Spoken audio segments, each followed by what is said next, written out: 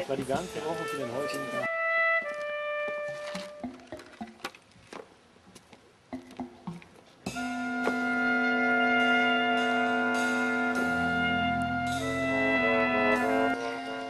Ja, ich möchte zwei Worte sagen, wie wir Herrn Wolfgang Schmidtke kennengelernt haben bei einem Treffen zur regionalen Kulturpolitik.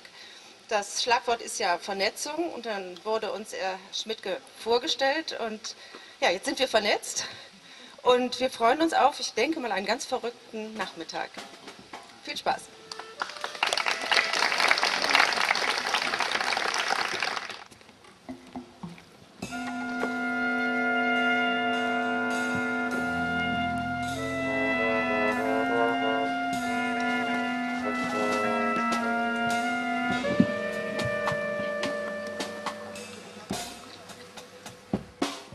Was Schaden tanzen bringt.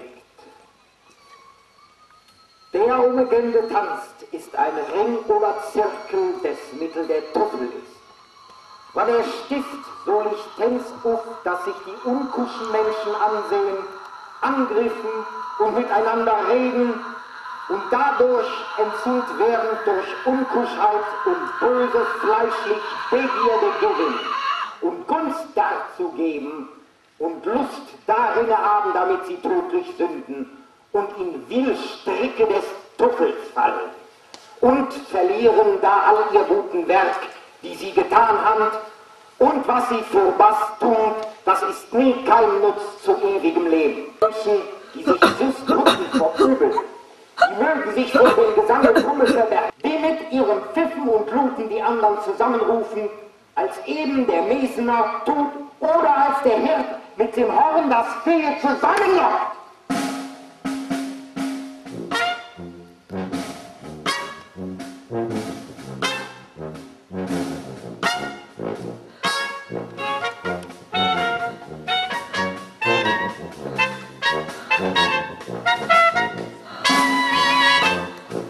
Die Schwergroßhunde tanzen sie, mögen wir merken, aus der Rache und Straffungen der Alten und Mühen.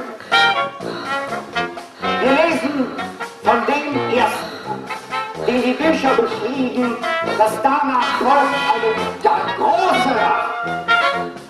Wann als der heilige Moises von Gott dem Herrn hat 2 Tafeln und die 10 Geboten empfangen und von dem Berg Sinai, da hatten die Juden ein Kalb gegossen, das Golde, das beten sie an und hatten wohl gegessen und getrunken und machten danach ein Spiel und tanzten um das Kalb.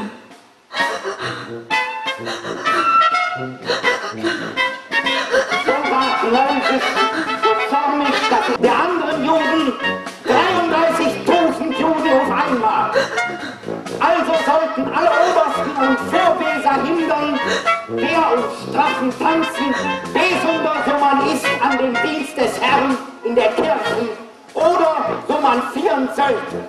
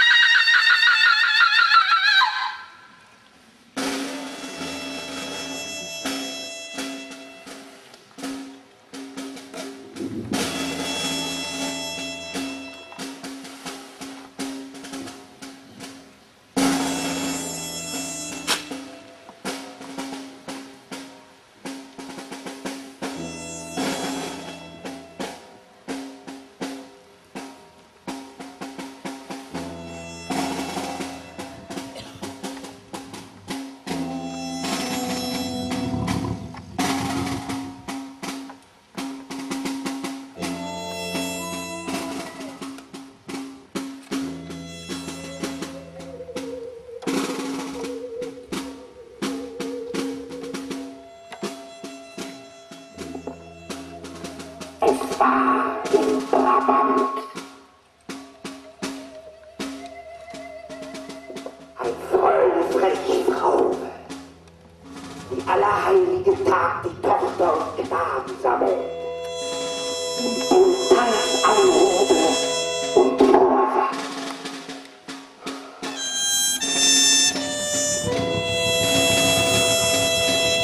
Als nun die Manne bei den Tanzstunden des Bangen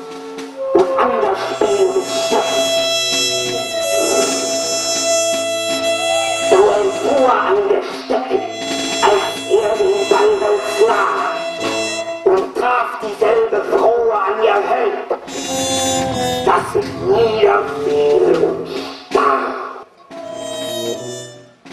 Als nun der Herr kam mit den Priestern und Schülern und wollten wir sicherlich singen oder lesen, so kam ein großer schwarzer Ochse mit großem Geblech und Geschrei und lief an die Bahre und warf den Leib davon und zerstieß den Dampf mit den Horn in viele Stücke und beschrieb ihnen am Zwitter Brustwas. Davon ging ein übler Geschmack, dass niemand verblieben war.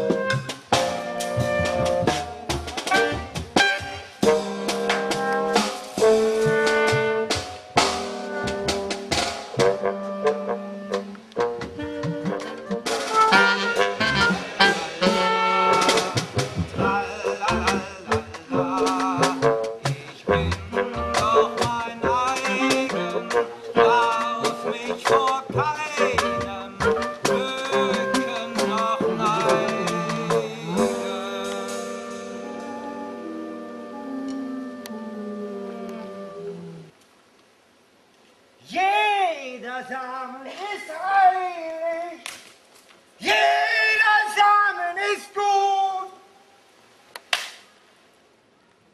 Keinen Samen verloren gehen.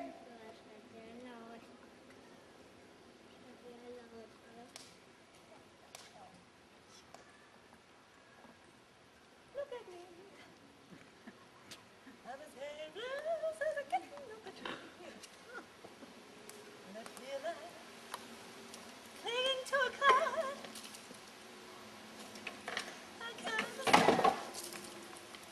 I get misty. Just holding your hand. Walk my way, walk on. Violins begin to play. I feel like just a touch of your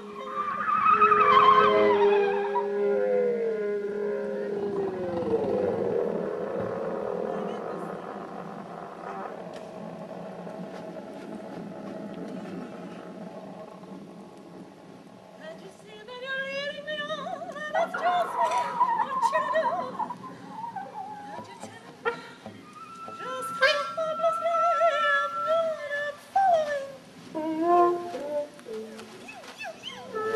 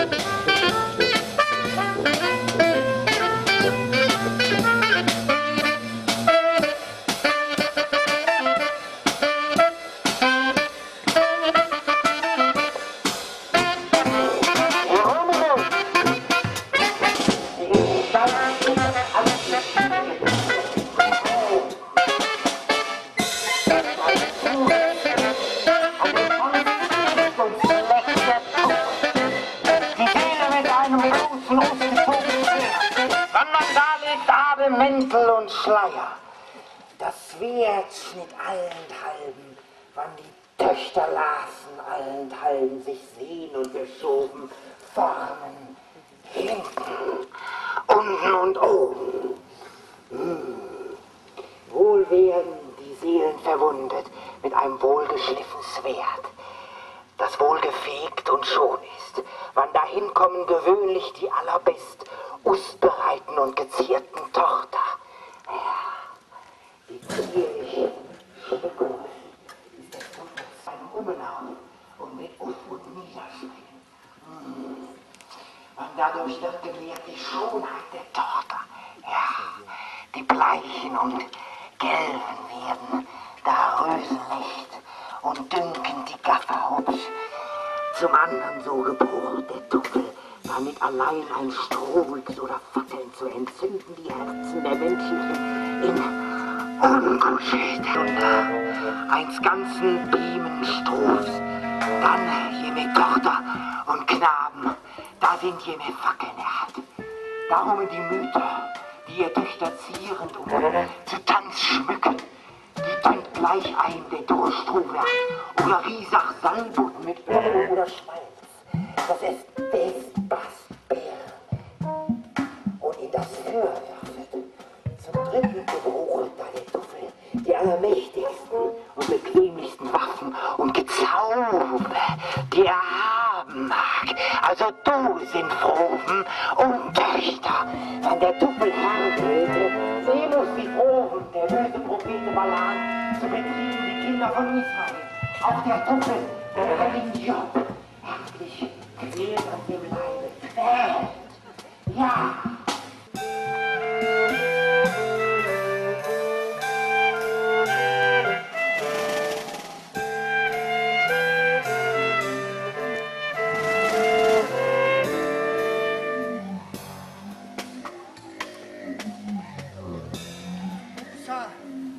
War die Tänzerin unter den Heiligen.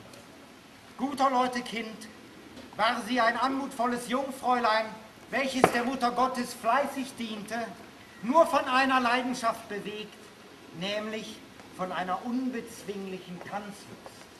Dermaßen, dass wenn das Kind nicht betete, es unfehlbar tanzte. Und zwar auf jegliche Weise. Musa tanzte mit ihren Gespielinnen, mit Kindern, mit den Jünglingen und auch allein. Sie tanzte in ihrem Kämmerchen, im Saale und in den Gärten und auf den Wiesen. Und selbst wenn sie zum Altar ging, so war es mehr ein liebliches Tanzen als ein Gehen. Und auf den glatten Marmorplatten vor der Kirchentüre versäumte sie nie, schnell ein Tänzchen zu probieren. Eines Tages, als sie sich allein in der Kirche befand, konnte sie sich nicht enthalten, vor dem Altar einige Figuren auszuführen und gewissermaßen der Jungfrau Maria ein niedliches Gebet vorzutanzen. Sie vergaß sich dabei so sehr, dass sie bloß zu träumen wähnte, als sie sah, wie ein ältlicher, aber schöner Herr ihr entgegentanzte und ihre Figuren so gewandt ergänzte, dass beide zusammen den kunstgerechtesten Tanz begingen. Der Herr trug ein purpurnes Königskleid, goldene Krone auf dem Kopf, schwarz gelockten Bart. Es ertönte eine Musik vom Chore. Ein halbes Dutzend kleiner Engelchen auf der Brüstung, sitzend und ihre dicken, runden Beinchen hinunterhängen lassen. Verschiedene Instrumente handhaben oder blasen. Allein als die Musik aufhörte und Musa hoch aufatmend dastand, fing sie erst an, sich ordentlich zu fürchten und sah erstaunt auf den Alten, der weder keuchte noch warm hatte und nun zu reden begann. Er gab sich als David, den königlichen Ahnherrn der Jungfrau Maria, zu erkennen. Ob sie wohl Lust hätte, die ewige Seligkeit in einem unaufhörlichen einem Tanze, gegen welchen er soeben ein Schleichen zu nennen sei. Worauf sie sogleich erwiderte, sie wüsste sich nichts Besseres zu wünschen. Worauf der selige König David wiederum sagte, so habe sie nichts anderes zu tun, als während ihrer irdischen Lebenstage alle Lust und allem Tanze zu entsagen und sich lediglich der Buße und den geistlichen Übungen zu weihen, und zwar ohne Wanken und ohne allen Rückfall.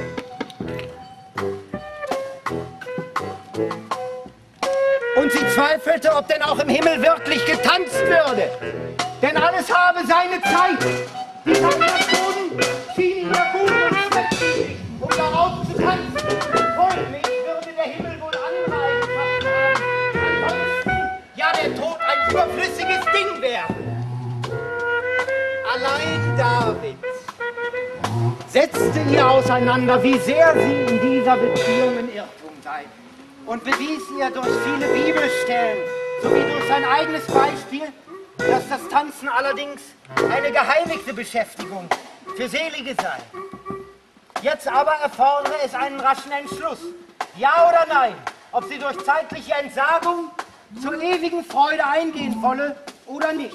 Wolle sie nicht, so gehe er weiter, denn man habe im Himmel noch einige Tänzerinnen vonnöten. Musa stand noch immer zweifelhaft und unschlüssig und spielte ängstlich mit den Fingerspitzen am Munde. Es schien ihr zu hart, von Stund an nicht mehr zu tanzen, um eines unbekannten Lohnes willen. Da winkte David. Und plötzlich spielte die Musik einige Takte einer so unerhört glückseligen, überirdischen Tanzweise, dass die Mädchen die Sehne im Leib hüpften und alle Glieder zuckten, aber es vermochte nicht zum Tanzen und sie merkte, dass ihr Leute und starre seid. Voll Sehnsucht schlug sie ihre Hand in diejenige des Königs und gelobte, was er begehrte.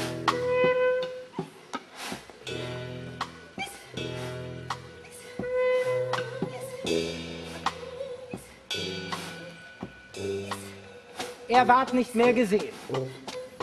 Musa ging andächtigen Schrittes nach Hause, jene himmlische Melodie im Ohr tragen und ließ sich ein grobes Gewand anfertigen, legte alle Zierkleidung ab und zog jenes an.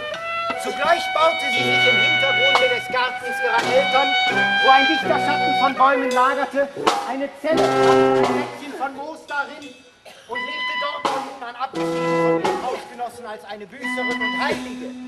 Alle Zeit brachte sie im Gebete zu und öfter schlug sie sich mit einer Geige, aber ihre härteste Übung bestand darin, die Glieder still und steif zu halten. Sobald nur ein Ton erklang, das Zwickern eines Mohns oder das Rauschen der Blätter verlor, so zuckten die Füße und meinten, sie müssten an einem rauen Herbsttage endlich die heilige Liebe. Sie hatte sich das dunkle Bußkleid ausgezogen und sich mit blendend weißen Hochzeitsgewändern bekleiden lassen. So lag sie mit gefalteten Händen und erwartete lächelnd die Todesstunde. Der ganze Garten war mit andächtigen Menschen gefüllt, die Lüfte rauschten und die Blätter der Bäume sanken von allen Seiten hernieder. Aber unversehens wandelte sich das Wehen des Windes in Musik. In allen Baumkronen schien dieselbe Musik zu spielen. Und als die Leute emporsahen, siehe, da waren alle Zweige mit jungem Grün bekleidet. Die Myrten und Granaten blühten und dufteten. Der Boden bedeckte sich mit Blumen und ein rosenfarbiger Schein lagerte sich auf die weiße, zarte Gestalt der Sterne. In diesem Augenblick gab sie ihren Geist auf, die Kette an ihren Füßen sprang mit einem hellen Klange entzwei, der Himmel tat sich auf, weit in der Runde, voll unendlichen Glanzes. Und jedermann konnte hineinsehen.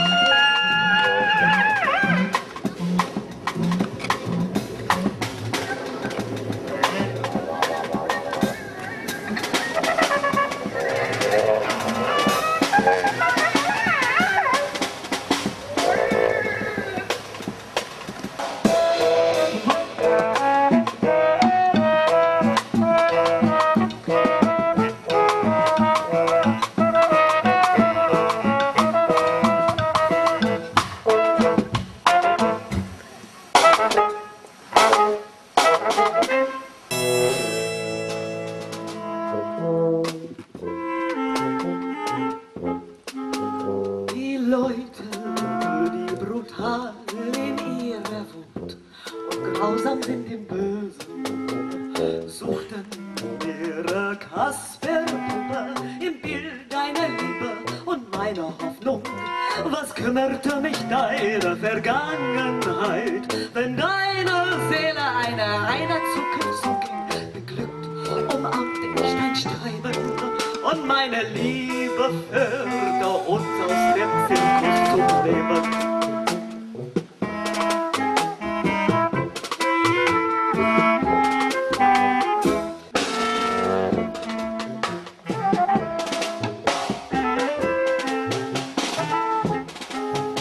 Deine Angst begriff, es war unmöglich.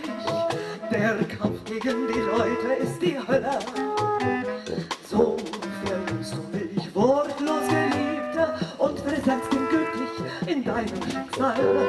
Dein Leben seither war ein Selbstmord, ein Wirbel von Entsetzlichkeit und Alkohol. Gestern Nacht hast du dich getötet und beweine ich dich, Herz in dein Enkelkörper.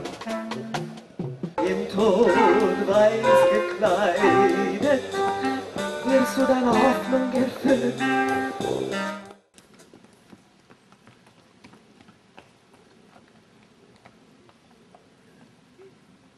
Und weiter geht's.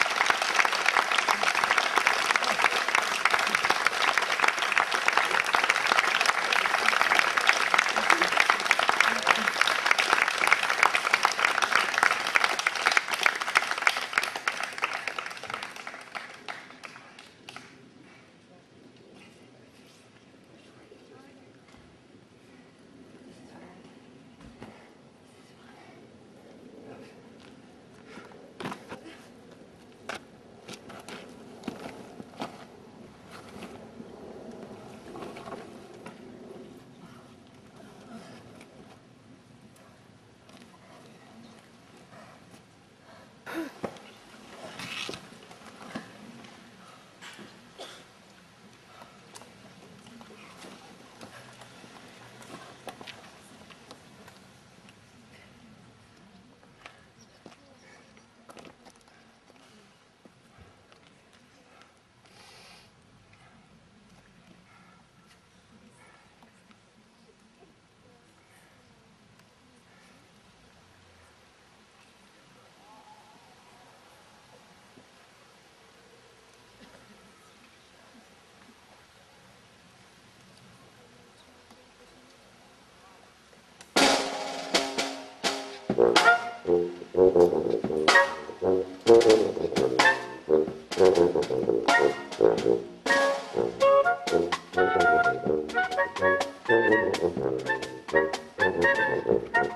you.